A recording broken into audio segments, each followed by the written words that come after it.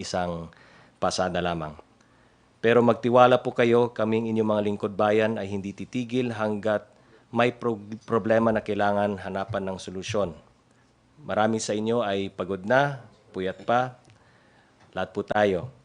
Lahat po tayo may alay na sakripisyo, pero matatapos din po ang lahat ng ito basta sama-sama nating paglaban ang kalamidad na ito.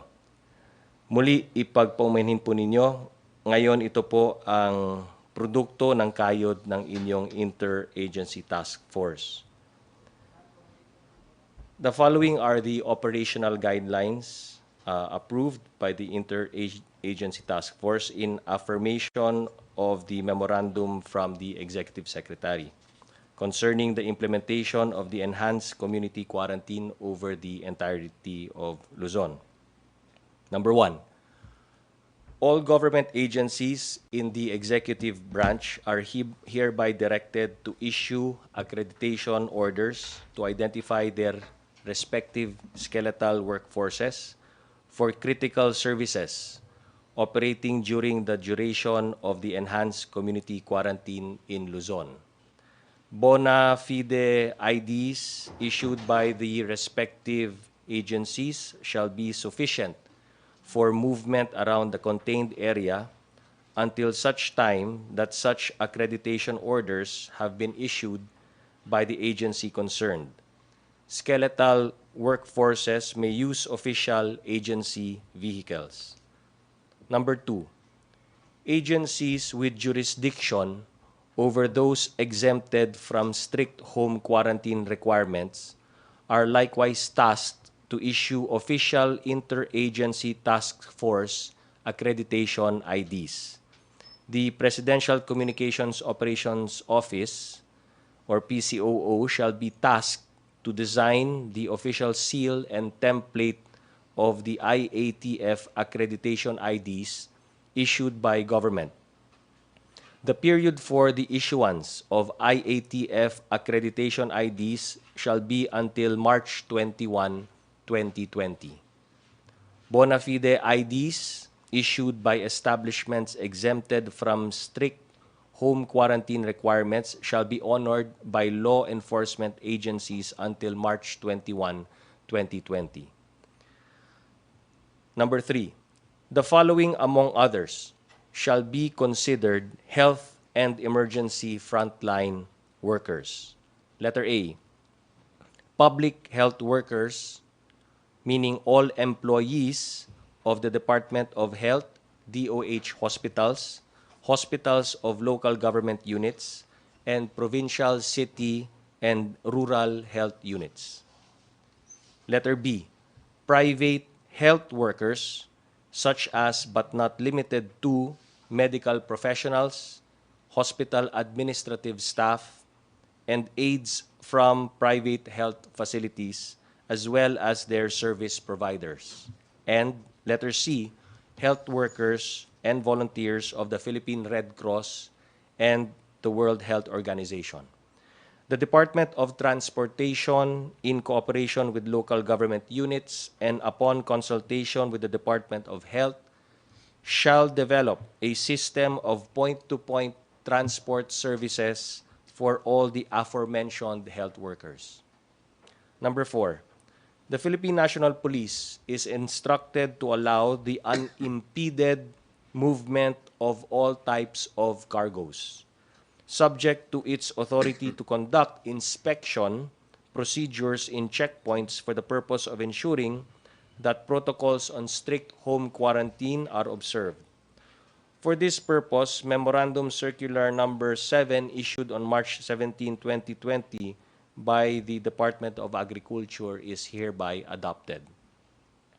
Number 5, capital markets, including but not limited to the Bangko Sentral ng Pilipinas, Securities and Exchange Commission, Philippine Stock Exchange, Philippine Dealing and Exchange Corporation, Philippine Securities Settlement Corporation, and Philippine Depository and Trust Corporation shall be allowed to operate effective March 18, 2020 subject to the qualification of establishing skeletal workforces in their respective establishments. Number 6, the Department of Labor and Employment is hereby authorized to accredit a skeletal staff for the purpose of facilitating the conduct of the Tulong Panghanapbuhay sa Ating Disadvantaged Displaced Workers or TUPAD program. Number 7, the Overseas Workers Welfare Administration shall provide transportation services for returning overseas Filipino workers or OFWs for the purpose of ferrying them from international ports to their respective destinations in Luzon. Number 8, a separate IATF technical working group composed of the Department of Social Welfare and Development acting as chair, Department of Budget and Management, Department of Finance, Department of Labor and Employment, and the Office of the President is hereby directed to meet for the purpose of operationalizing the social amelioration program of government. Number 9, the provisional period of 72 hours granted to media personnel to continue operating in Luzon is hereby extended until March 21, 2020.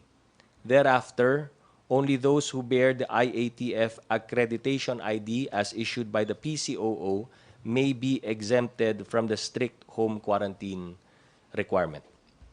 Number 10, business process outsourcing or BPO establishments and export-oriented businesses are hereby granted a period of 24 hours from the issuance of this resolution to facilitate their work-from-home arrangements. And 11, delivery services, whether in-house or outsourced, transporting food, medicine, or other basic necessities shall be allowed to operate during the period of enhanced community quarantine. Letter B, the following amendments and or modifications, letter B, number 1, OFWs, balikbayans, and foreign nationals leaving for abroad through any of the ports in Luzon shall be allowed to leave the Philippines at any time for the duration of the enhanced community quarantine, provided that proof of international travel itinerary scheduled within 24 hours must be presented, provided further that non-essential travel by Filipinos from any port of Luzon shall be suspended, provided further that this provision shall not be interpreted to allow outbound travel by Filipinos to jurisdictions where travel restrictions are in place, provided further that departing passengers may only be accompanied by not more than one person when traveling to any international port, provided further that OWA may provide transportation services to OFWs intending to leave for abroad, provided finally that all of the foregoing shall be subject to joint guidelines to be issued by the Department of Foreign Affairs, Department of Labor and Employment, and the Department of Tourism.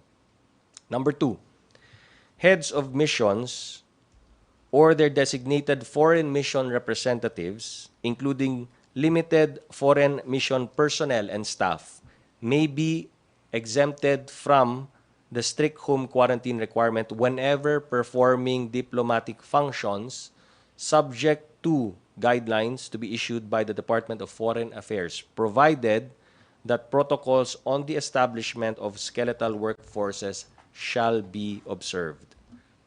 Number 3, no hotels or similar establishments shall be allowed to operate except those accommodating A, guests who have existing booking accommodations for foreigners as of March 17, 2020. B, guests who have existing long-term leases.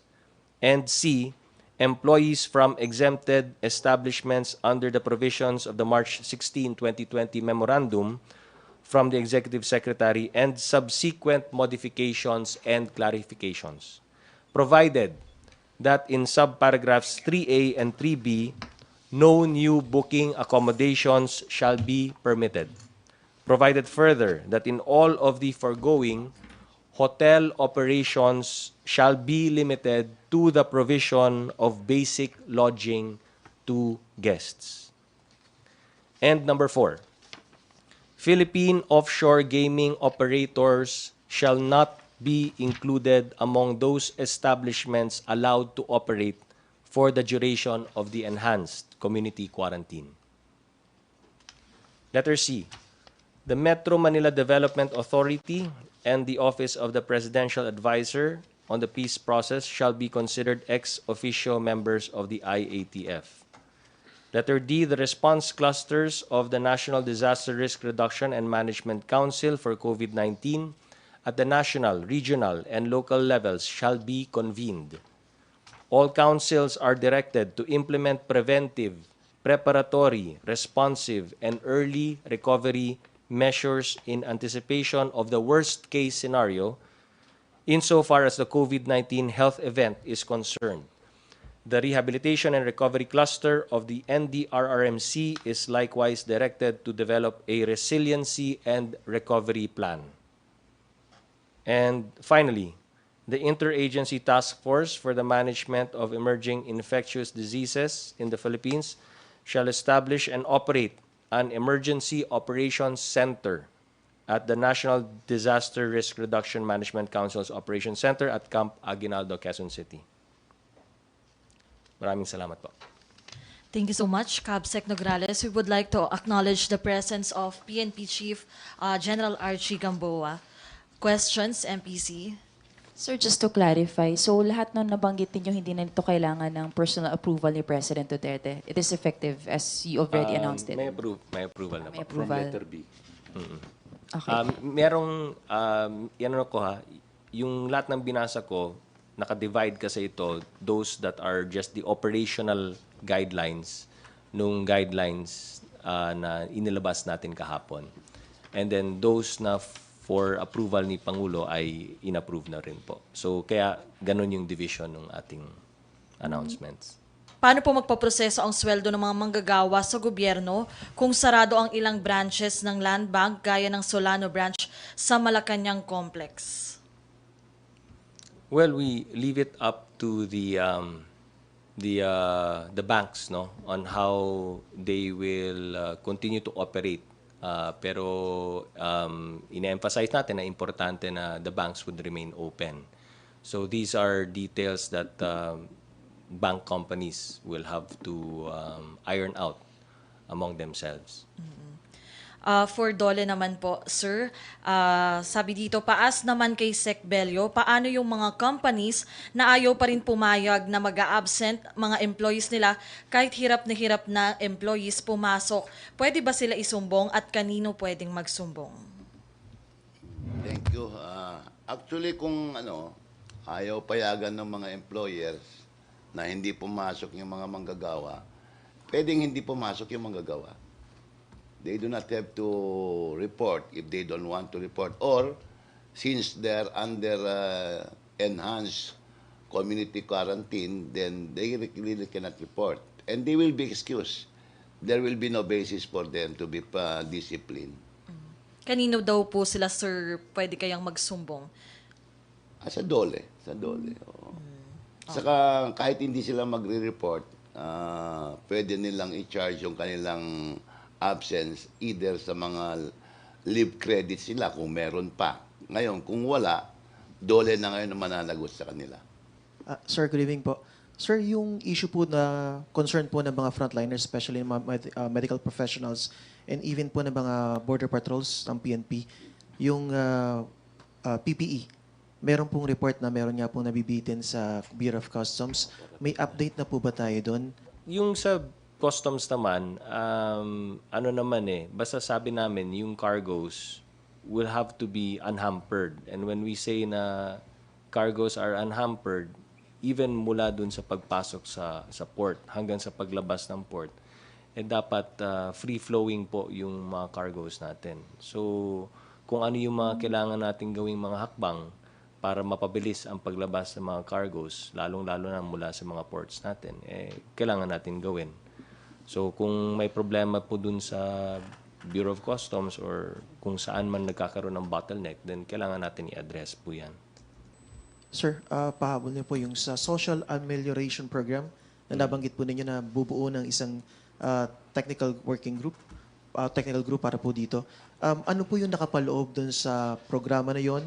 Kailan po ito mai-implement? At kasi po, kung kasama po rito yung mga daily wage workers o yung mga informal workers, isa po kasi sa katwiran nila is kaya sila lumalabas at patuloy na nagtatrabaho. It's between daw po the devil and the deep blue sea. Either itong COVID-19 o yung uncertainty na sila ay magugutom for a very long time na wala silang nakikitang may tulong na darating talaga visibly po. Kaya nga ibubuo na yung technical working group para pag-usapan ano yung mga nakapaloob dun sa ating social amelioration package, no, o pagtulong natin sa ating mga kababayan na nahihirapan na, lalo na yung mga daily wage earners natin at yung mga marginalized natin, no. So kaya pag-uusapan kung ano yung nakapaloob doon, pero yung pinaka frontline talaga natin dito is the LGUs, no.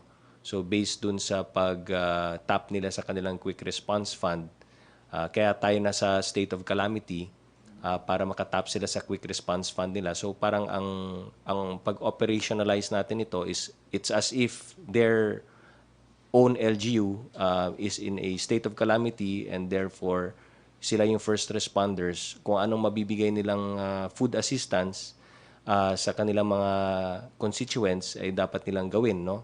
Just like in any calamity that hits their respective locality. Tapos sila yung mag-set up ng pag-identify kung sino yung qualified na tutulungan. Siyempre kung sino yung mga impoverished, sino yung mga marginalized, yun ang unahin nila at yun ang isa-set up nila. Tapos from there on, i-augment na lang po yung efforts nila through the national government, primarily ang DSWD. Pero over and above that, ang Department of Labor and Employment ay meron din po silang isasagawa na programa kung saan makakapagbigay din po sila ng tulong sa mga both formal and informal workers. So, ibigay ko siguro kay Secretary Bello for the details. Yeah. Tungkol doon sa informal workers, kaibigan, we also have a program for them which is called the TUPAD, yung nabanggit ni Kabsek kanina, that is the Emergency Employment Program. Pag ikaw isang informal worker, nagbebenta ka ng mangga, o nagbebenta ka ng gulay, o kaya nagtra-tricycle ka at mawalan ka ng trabaho dahil dito sa enhanced community quarantine, bibigyan ka namin ng trabaho. This is good for maybe between 10 to 20 days, no? Pero ang trabaho na ibibigay namin sa kayo ay yung to disinfect. Unang-una yung bahay mo, pangalawa yung kapitbahay mo, at saka yung mga daan na madadaanan mo pag ikay umuwi at pumupunta sa trabaho mo. Ito ang trabaho na ibibigay namin sa mga informal workers. We also offer the same program sa mga formal workers, and we pay them the minimum wage. Iyon ang aming maibibigay na programa para sa ating mga manggagawa, both the formal and informal workers. Another question from Reuters, sir. There were 215 Filipino Muslims who attended the Tabligh in Malaysia. I don't know if I pronounce it correctly. On February 29. Experts have tagged this as an event wherein coronavirus spread across Southeast Asia. What has the Philippine government done to trace the Muslim Filipinos? Are they confined already? Have they turned themselves in for check-ups and quarantine? Napag-usapan namin to sa IATF. So meron na po tayo mga binigay na taskings sa iba't ibang mga members natin sa IATF to do the monitoring. tungkol po dyan. Pero na-bring up po yan at napag-usapan na po namin. From Malaya naman, sir, question, pina-force out ba lahat ng tourist at foreigners from Philippines or Luzon? Paano yung hindi makakalabas within 72 hours? Ay Kanina. nandun na po our new guidelines na po. Nakapaloob na po sa guidelines natin na yung ating mga foreign nationals leaving for abroad through any of the ports in Luzon shall be allowed to leave the Philippines at any time for the duration of the enhanced community quarantine. Are cargo forwarding companies like JRS, LBC, and the like exempted from the quarantine? Yeah, if they're moving cargo, oo, exempted po 'yon. At saka sabi nga natin unhampered, and may siguro i-confirm din natin kay sa implementer Sa enforcers. sa enforcer. Yes, we have agreed na unhampered lahat ng cargos. Okay, for Secretary Bello, who will process and release travel documents of our OFWs who will do final departure briefing and handover of documents to departing OFWs if placement and recruitment agencies cannot open offices? They can just go to our POEA. This is the Philippine Overseas Employment Administration. Diyan ipoprocess yung kanilang OEC para sila ay makabiyahe o makalabas. Kung may problema sila, meron kaming 1349 hotline. They can just call us and let us know kung anong problema nila. But ang importante dyan, para makapagbiyahe ka pa sa labas, meron ka dapat verified contract of employment doon sa pupuntahan mo. With that, POEA will give you an OEC, which is the Overseas Employment Certificate. With that, you can go to your place of destination. Okay. And for CABSEC Nograles naman, from Ms. Vance Fernandez, with the recent announcements of basic service providers, one more essential service is in the question. How about the telecommunication companies? Has the government encouraged Globe and Smart and various other internet service providers to offer free or discounted service to its customers due to the fact that the enhanced community quarantine has everyone inside of their homes? How will they remain connected and updated online and be able to communicate through text and calls? Push payment, pwede. Hindi natin pwedeng Oo, nag-announce na yung mga ibang ng push payment eh. Oo. Kusang loob na sila yatang nagbibigay ng Pero we can only do moral suasion sa kanila. Ang pwede nating itulong, if I may, ang pwede nating itulong doon sa mga lessor, papakiusapan natin na i-waive yung rental nung mga, let's say, napilitang isara because of a government directive na isara. So, yun ang itutulong natin na relief from or waiving of the rental fees for 1 month kung kailan pinwersa nating isara yung mga negosyo na umuupa sa kanila. Yun kasi involved ang gobyerno doon. And then, ang central bank po nakikipag-arrange din sa bangko at again, making arrangement para maitulak din, ma-postpone ang payment of amortization o kaya pag-discount sa mga interest or waiving some fees. Okay. Idagdag lang ako dyan, dahil alam mo, hindi ito sa pilitan, ito ay appeal sa mga big business, kagaya halimbawa yung Shoemart, yung Robinson, Ayala Malls, San Miguel, malalaking korporasyon yan.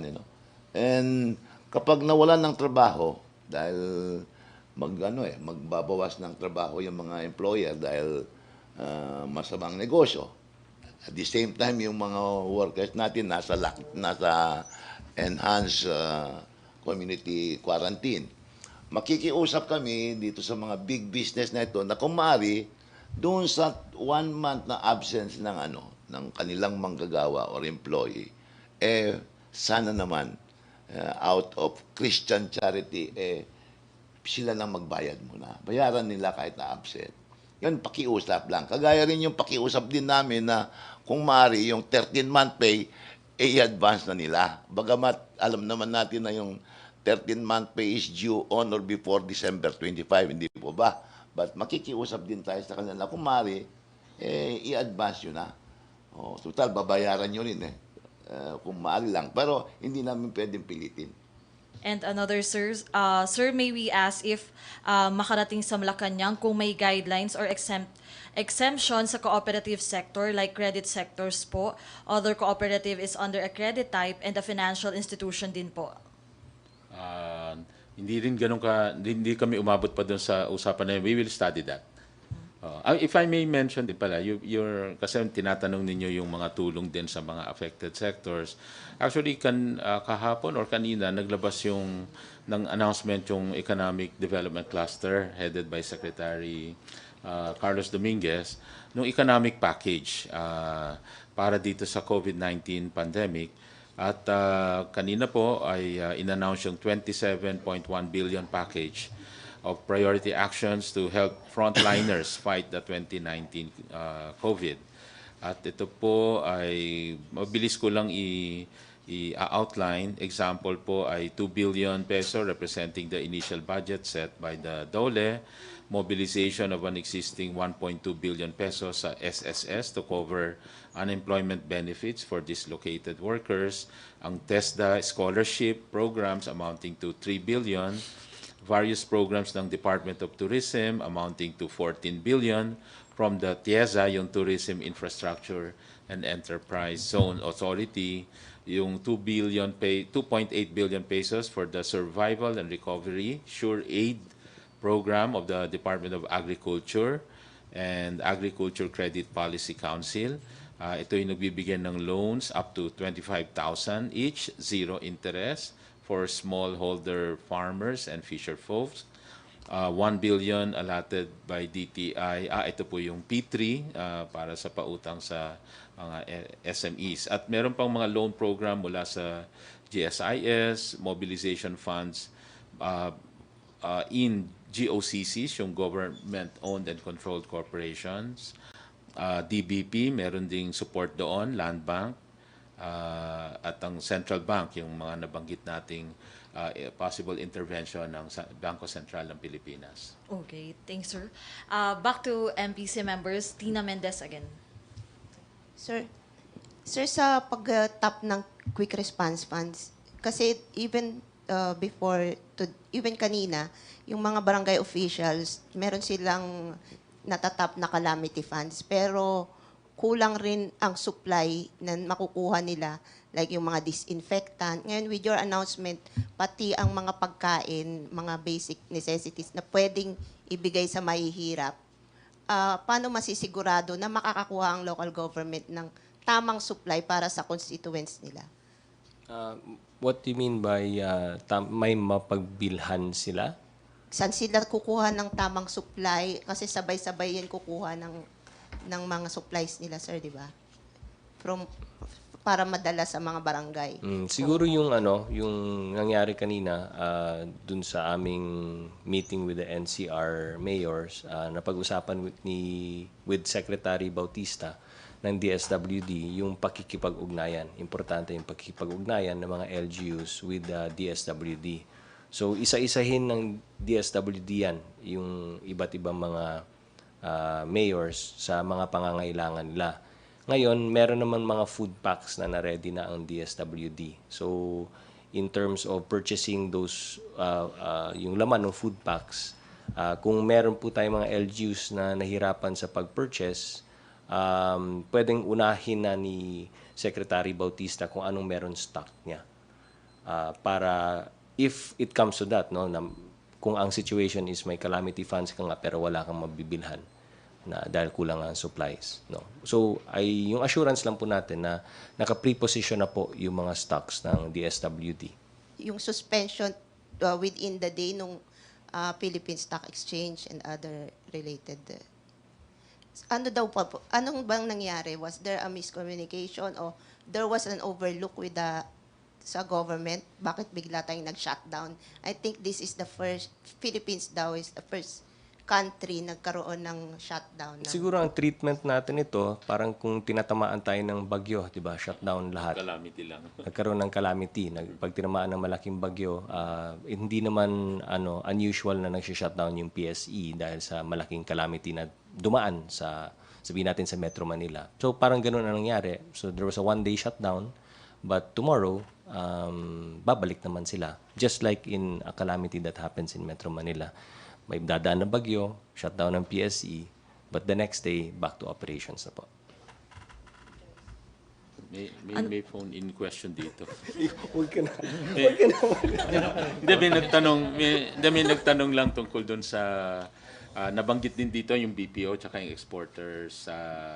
Kasi just like other companies, ina-encourage natin para hindi na bumiyahe at less movement na ng tao, na i-house na yung mga tao doon sa kanilang mga factory, para hindi na, lalo na kung malayo nakatira at no public transportation. So ito po ang nakita nating solusyon sa mga negosyo na pwede pa silang mag-operate tulad ng mga food manufacturing, pati na rin yung mga exporters. So hindi yung BPO pwedeng dun din tumira within or near their facility. Yung mga exporters, ganun din within or near their facilities. Yung walking distance lang para hindi nadadaan sa checkpoint. Nakatira na sila sa vicinity. Yun po yung nililinaw lang natin kasi tinatanong nila kung pwede ring work from, hindi naman pwedeng work from home yung exporter.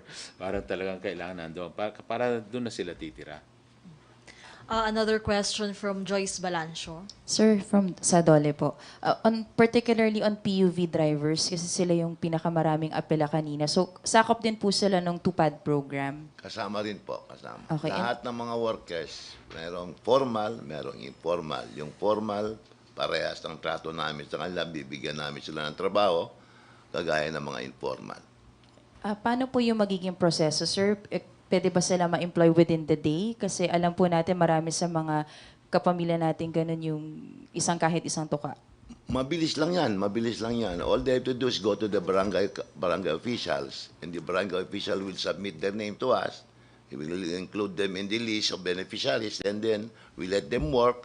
Trabaho sila ng 10 days, trabaho sila ng 20 days or 30 days, and then we pay them the minimum wage. So within the day, yung processing po? Madali lang po, madali lang po. Kasi sanay na yung mga barangay officials dyan dahil itong programa namin ito, every year we do it.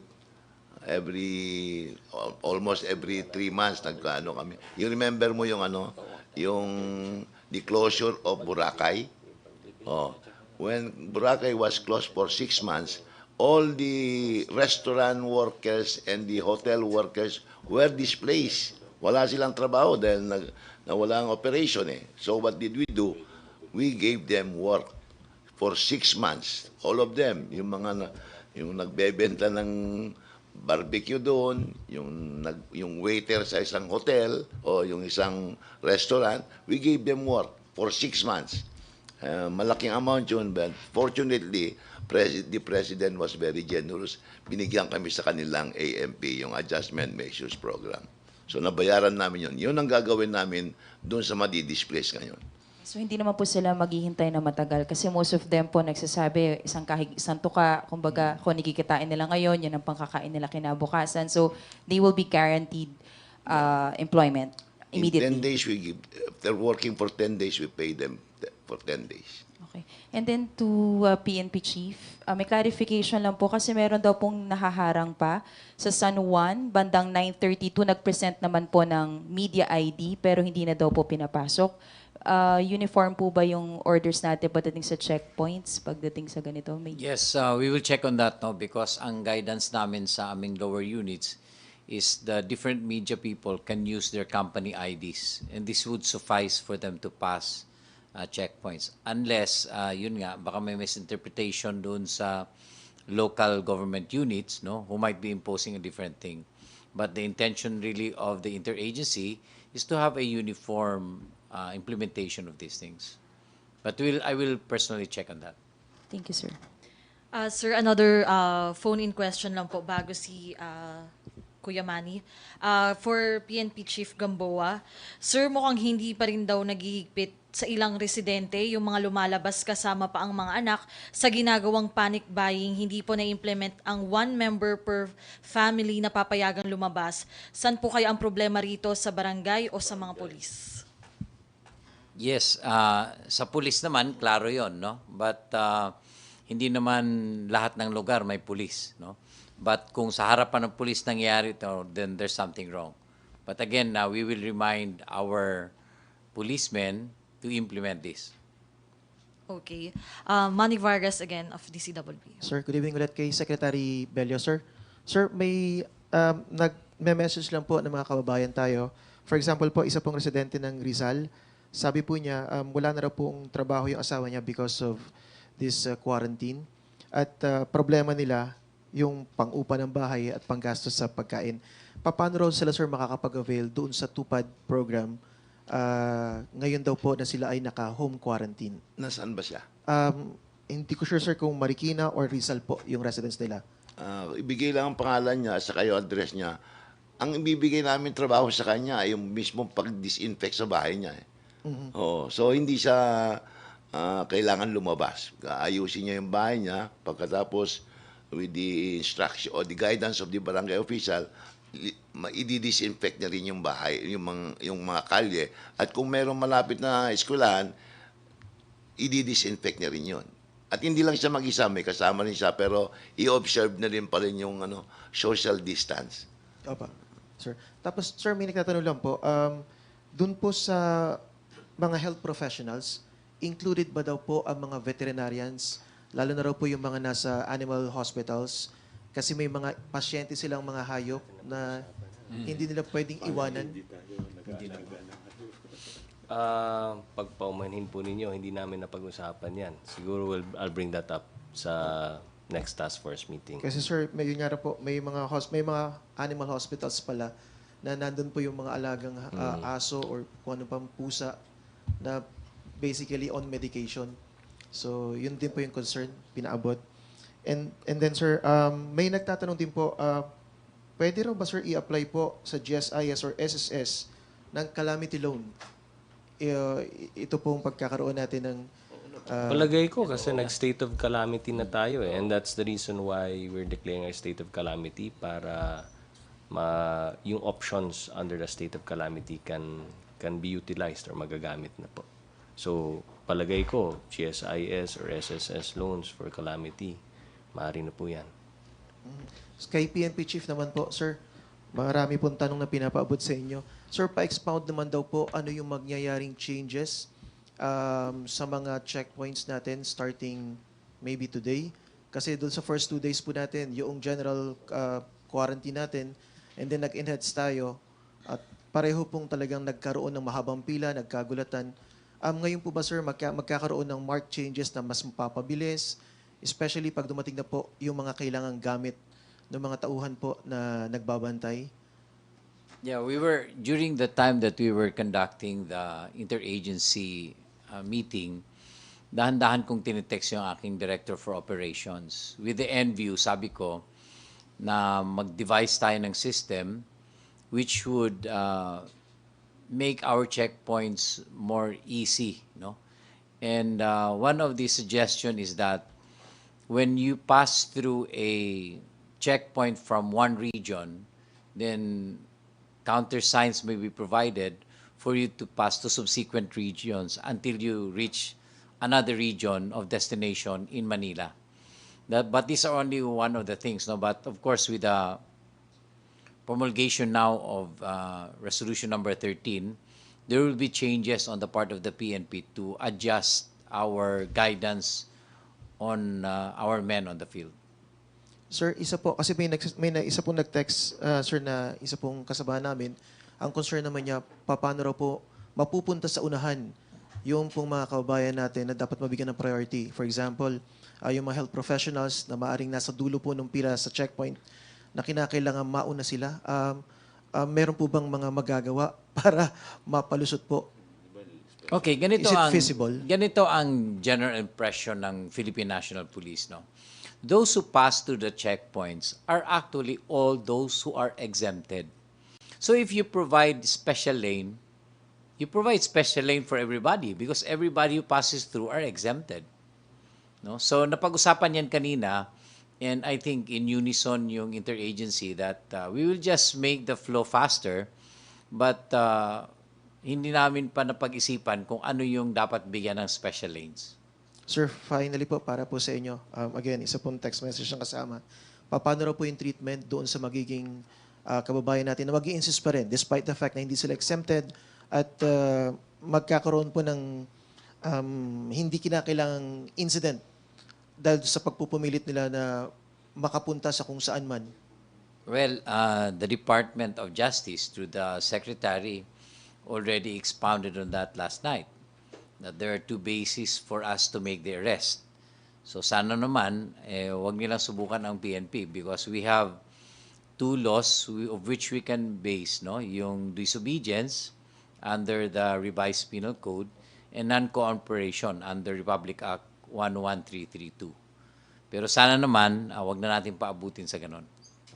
Tapos, sir, panghuli na lang po, sir, pasensya na, may mga pahabol na tanong. Sir, paano naman daw po ito sa mga working na pregnant women? Eto na, kasi alam naman natin kailangan din. Pero ang sabi po niya is, if we opt not to go to work dahil high risk kami, may maibibigay bang assistance ang DOLE sa amin? Baka wala na kaming trabaho pagbalik. Sa United Kingdom daw kasi, they told pregnant women to stay indoors for 3 months. Possible kaya daw po maging ganun dito? Hindi, alam mo naman na we are under yung enhanced community quarantine. Kaya hindi ka dapat lumabas. No? So, may excuse ka na hindi lumabas. Ngayon, ang problema mo yung trabaho. So, yun, we will give you work. If you are an employer, regular employer, we'll give you work as a regular employer. Or if you are an informal worker, we will also give you work. Yung ganun pa rin, yung napili namin kasi magandang trabaho, yung magdi-disinfect. Sarili mong bahay ang i-disinfect mo and then we pay you for disinfecting your house. Sir, panghuli na lang po talaga. Sa kasama ko po kay Tuesday New, ang question is paano raw po pupunta or mag-aasikaso po ng yung aalis na OFW at kailangan nilang pumunta sa POEA para po sa pag-aayos ng documentation or sa OWA or yung papunta ng airport na wala naman pong masasakyan, public transportation lang inaasahan. Paano daw po sila, ano yung arrangement for them? Meron bang magagawang sasakyan na they could go to this certain place and then maaaring maihatid sila sa airport? Napag-usapan namin yan, kaya nga kasama dito sa guidelines na ito ay maaring tulungan sila ng OWA pag OFW. Makikipag-ugnayan po sila sa OWA? Yes. Thank you, sir. Opo. Okay, sir. Mga pahabol na tanong lang po natin. From Rosalicos, paano kaya ang mga security guards na kailangan mag-duty to secure the property, mga frontliners to consider sa mga establishments, may exemption kaya rin daw po sila? Ay, opo. Dun sa first guidelines kahapon, kagabi, na inilabas po natin yung security personnel po ay kasama sa exemptions. Security kasi kailangan bantayan yung mga establishments. Sir, from Shinwa naman, DOTR announced today that all airports in Luzon will be shut down after 72 hours. Is this true? Or Wala na. yun Meron na po tayong bagong guidelines. So, ano na po, pwede na pong bumiyahe sa foreign countries ang OFWs, ang balikbayans at foreigners. Okay. For DTI lang, sir, many have experienced out of stocks and unavailability of essential goods beyond food, like hygiene and cleaning products in stores. What are the plans to ensure factories replenish this if they can't produce? Ganito, kaya ho very important that we made arrangement na yung cargos will be allowed para nga ma-replenish talaga precisely yung mga shelves na uubusan because of the requirements ng ating mga kababayan. So there's a clear agreement there. Kung hindi makaproduce yung mga ibang factory dahil kulang yung tao, hindi nakarating, we rely on existing inventories. And we're hoping that with so many manufacturers ng mga ganyang produkto na meron pa rin silang inventaryo at madideliveran yung mga supermarkets.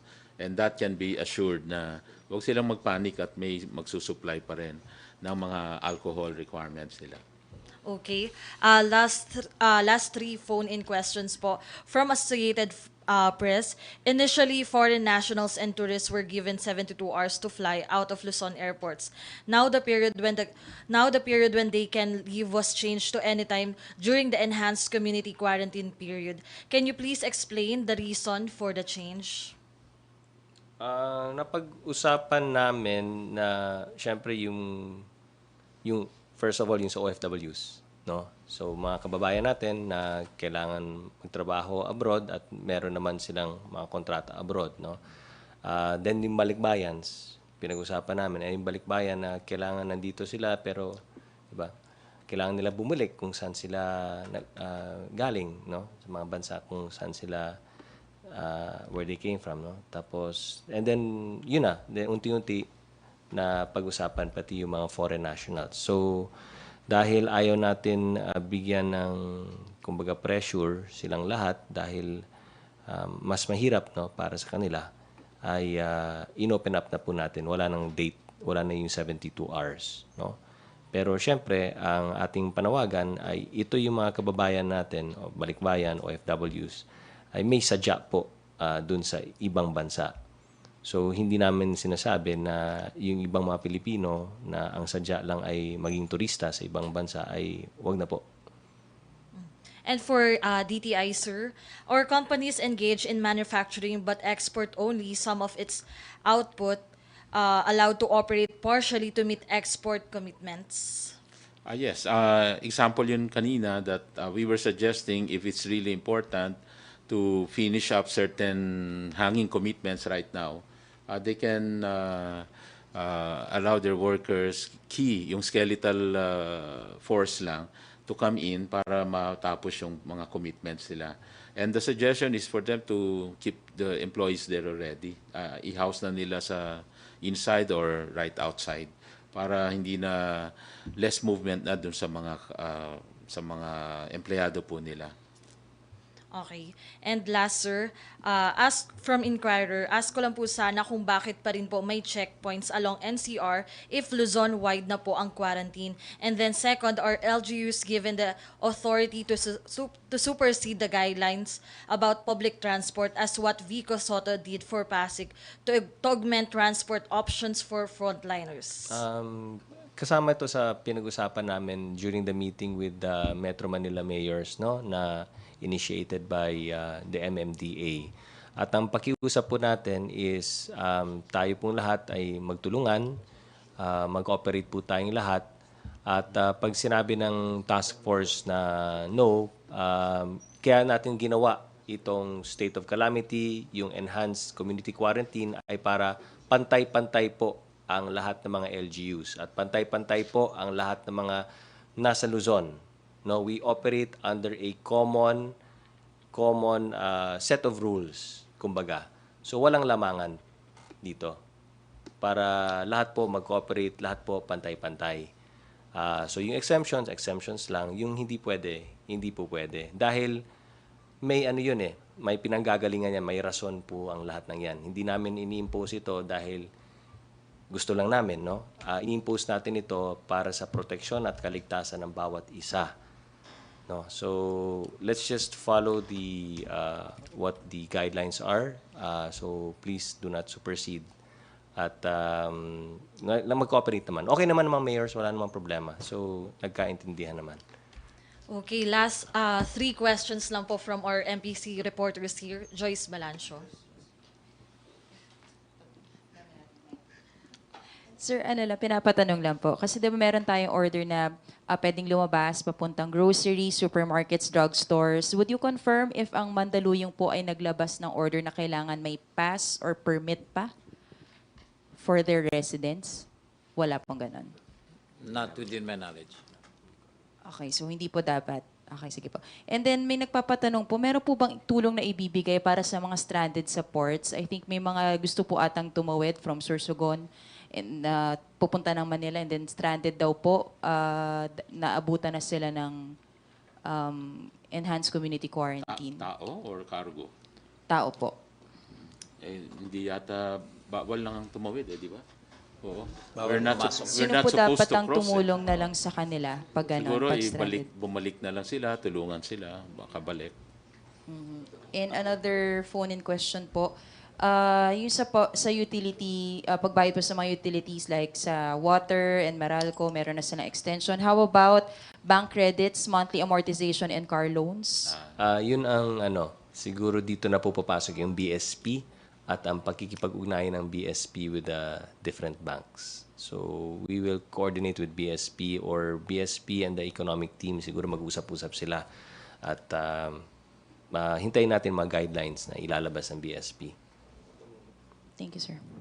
Sir, sir, sorry, isang singit question lang po. Can patients undergoing regular treatment like dialysis avail ng P2P service P2P service. ng Point to DOTR point. LGU since there's no public transport? Well, if may maitulong ang LGU, so much the better, no?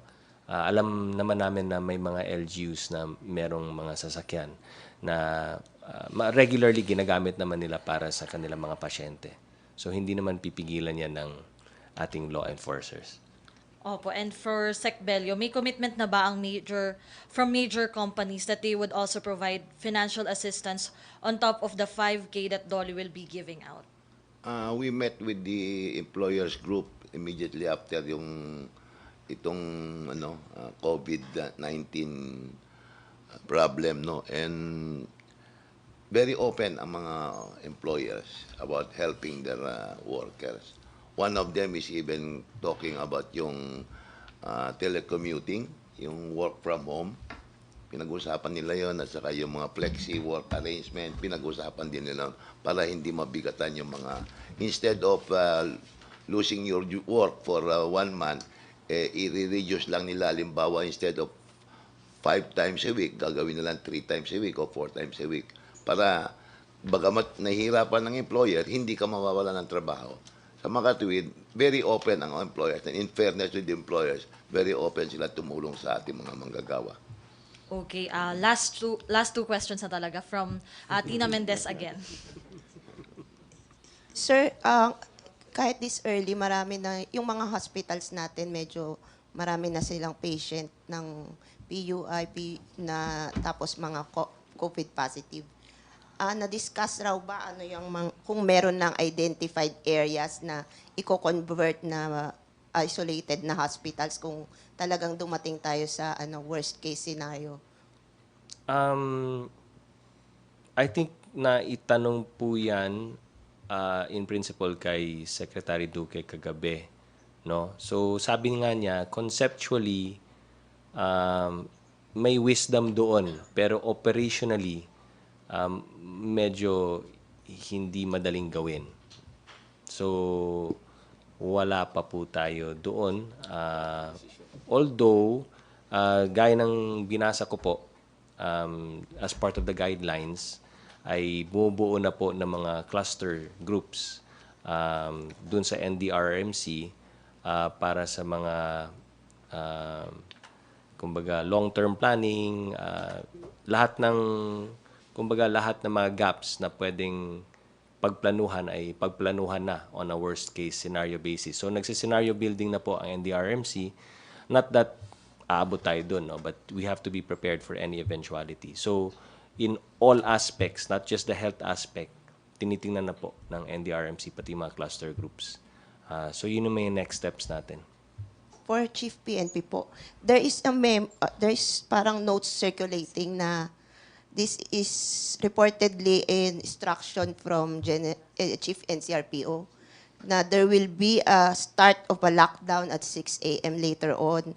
Tapos, ang requirements sa mga exemption ay hanapan ng ID and certificate of work. Ano po ba talaga ang pinaka-instructions?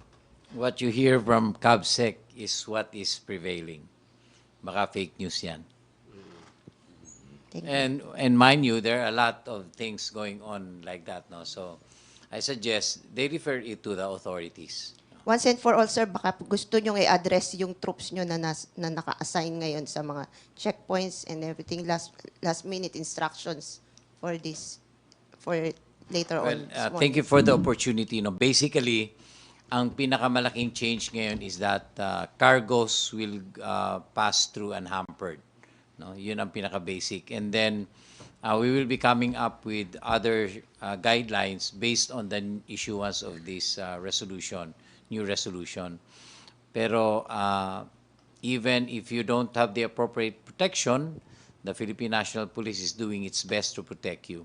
But nevertheless, we're expected to do our mandate. So magtiis-tiis lang, and so much is expected from the PNP. Thank you. Okay, last na po. Manny Vargas again. Our last question. Sir, last talaga. Phone-in question again kay Secretary Bello. Sir, pinatatanong po, bakit kasi binura? Pero sir, ang question po niya is basically, yung po bang kumpanya na, ano raw sir, yung kumpanya na nag-stop ng operations because of the enhanced community quarantine, ibabawas daw po dun sa leave credits ng mga workers nila yung mga araw na walang pasok because of the quarantine sa ECQ? Hindi pwede. Hindi pwede yan. Yung leave credits is left to the discretion of the worker kung kailan niya gamitin. So malinaw po, during the quarantine po, implementation itong ECQ, yung leave credits po, kung ano man yun before the ECQ, implementation ng ECQ, would remain until after. Hindi po mababawasan yan, walang pagbabago. Until sa Hindi time na ba- gamitin or i-avail po ng employee mismo. Yung leave credits mo, sa'yo yan. So, kung kailan mo gamitin, saka mo lang gagamitin. Nobody can force you to use it if you don't want to use it. Ngayon, yung sinabi ko about yung forced leave because of quarantine, pinilit ka ng employer mo na mag-undergo ng 14-day quarantine, tapos wala ka ng leave credits, ang mangyayari dyan, dole na ang mag-subsidize sa employer. Kami na magbabayad doon sa 14-day quarantine period mo. Thank you po. Thank you, sir. Super last na daw po from Joyce Balancho. Pasensya na mga sir kasi marami daw talagang tanong ating mga kababayan. Opo, pinapatanong lang po. Yung operation po ng e-commerce platforms, pwede po ba? Especially for non-essential goods. Kasi diba delivery ay... So for example, pag bibili ng online ng damit, Magsa-shopping ipapadeliver. Oo, pinag-usapan namin yan, and naman sa panahon na to, wag na yan. So yung mga magsha-shopping, hindi pwede. Pero yung basic necessities like magpa-deliver ka pagkain, gamot, grocery products, okay lang yan. Okay. So hindi basic necessity ang clothes. Hindi na, hindi na. Thank you, sir. Ikaw yata yung umorder. Hindi, sir. Pinapatanong lang. Okay, any final words, Cabsec Nograles? Siguro, nakita naman natin yung nangyari kanina, no? And I would, siguro, panggagalingan ko nito yung sinabi nga ni General Archie Gamboa, no? Ang assumption po natin is lalakad ka dahil kasama ka sa exemption. Now, kung hindi ka naman kasama sa exemption, ay wag na pong lumakad. Ang buhay po natin ang nakasalalay dito. Buhay natin, meaning to say buhay mo, buhay ko, buhay namin lahat, buhay ng pamilya mo, buhay ng komunidad. Ang pinaka-maiging pag-control po natin sa virus na ito is stay at home talaga. Kasi pag nasa bahay ka at wala naman ni isa sa inyong infected, 100% walang may infect kung stay at home ka lang. Kaya lagi paulit-ulit naming sinasabi, no? Bahay muna, buhay muna. And when in doubt, stay at home. Okay. Thank you so much mga sir. At yan po ang ating press briefing kaugnay sa COVID-19. Back to People's Television Network and Radyo Pilipinas.